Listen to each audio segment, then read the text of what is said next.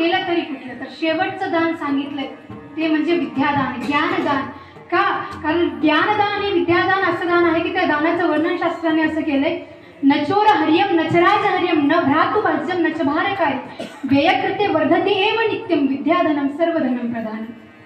याचा अर्थ असा आहे की न चोर हरियम, विद्यादान असं दान आहे ज्याचं चोर चोरी करू शकत नाही, नचराज हरियम, राजा त्यातला इन्कम टॅक्स मागत नाही, न भ्रातु भाज्यम, भाऊ त्यातला वाटा सुद्धा करू शकत नाही, नचभारकारी, नाही त्या विद्यादानाचं आपल्याला ओझं होतं, व्ययकृते वर्धते एव नित्यम, बाकीचं धन खर्च केल्याने कमी होतं, देणाऱ्याचं कमी होतं, घेणाऱ्याचं वाढतं. पण विद्यादान असं आहे की देणाऱ्याचं वाढतं आणि घेणाऱ्याला पण भेटतं.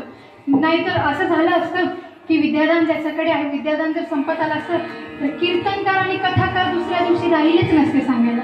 ते बोलले असते की आम्हाला जेवढं येतं तेवढं आम्ही काल सांगून दिलं, आज आमच्याकडे काहीच नाही.